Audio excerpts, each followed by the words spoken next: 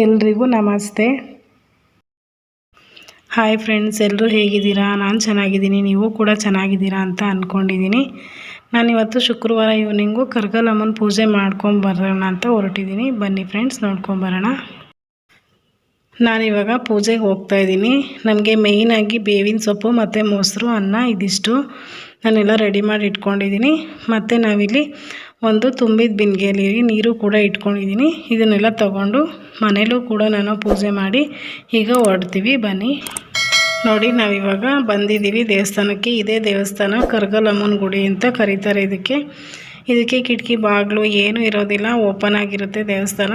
ಯಾರು ಬೇಕಾದರೂ ನಾವೇ ಬಂದು ಪೂಜೆ ಮಾಡ್ಕೊಂಡು ಹೋಗೋವಂಥದ್ದು.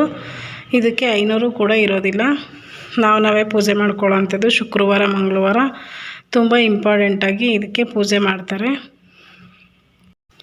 ನೋಡಿ, ನಾನು ನನ್ನ ಸಿಸ್ಟರು ಮತ್ತು ಅಮ್ಮ ಮತ್ತು ಮಕ್ಕಳು ಇಷ್ಟು ಜನ ಬಂದಿದ್ದೀವಿ. ಇಲ್ಲಿ ಇವಾಗ ಪೂಜೆ ಮಾಡ್ತಾಯಿದ್ದೀವಿ. ನೀರು ಹಾಕ್ಬಿಟ್ಟು ಸ್ವಲ್ಪ ಅರಿಶಿನ ಕುಂಕುಮ ಇಟ್ಟು ಮತ್ತು ಮಾಮೂಲಿ ಎಡೆ ಹಾಕಿ ಹೂವು ಹಾಕಿ ಪೂಜೆ ಮಾಡೋ ಅಂಥದ್ದು.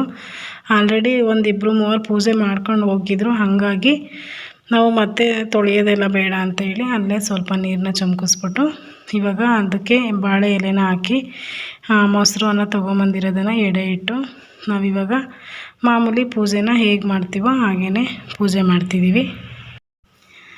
ಈ ದೇವಸ್ಥಾನದ ವಿಶೇಷತೆ ಏನಪ್ಪ ಅಂದರೆ, ನಾವು ಚಿಕ್ಕ ಮಕ್ಕಳಿಗೆ ತುಂಬ ಏನಾದರೂ ಹುಷಾರಿಲ್ಲ ಅಥವಾ ಅಮ್ಮ ಜ್ವರ ಆ ಥರ ಬಂದಾಗ ಈ ದೇವ್ರಿಗೆ ಹರಕೆ ಹೊತ್ಕೊಂಡು ಪೂಜೆ ಸಲ್ಲಿಸಿದ್ರೆ ನಾವು ಮಕ್ಕಳು ಬೇಗ ಗುಣಮುಖರಾಗ್ತಾರೆ ಅಂತ ನಮ್ಮ ಊರಿನ ಎಲ್ಲ ಜನರ ನಂಬಿಕೆ. ನಾವೆಲ್ಲರೂ ಅವತ್ತಿಂದ ಕೂಡ ಹಾಗೆ ಮಾಡ್ಕೊಂಬಂದಿರೋದು.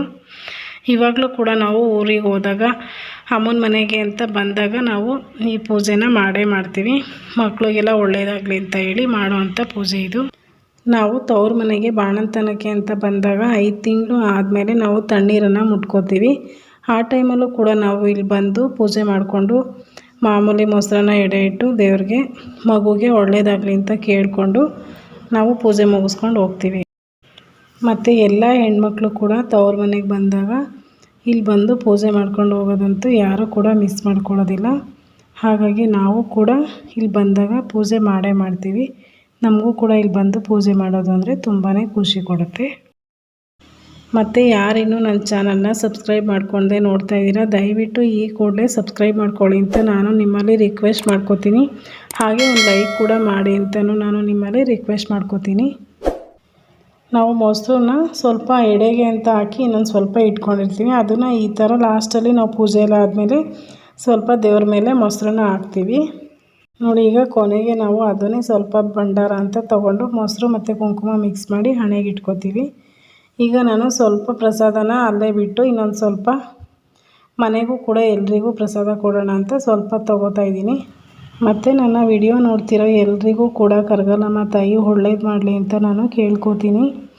ಮತ್ತು ಮುಂದಿನ ವಿಡಿಯೋದಲ್ಲಿ ಸಿಗ್ತೀನಿ. ಎಲ್ರಿಗೂ ಕೂಡ ಧನ್ಯವಾದಗಳು. Thank you for watching.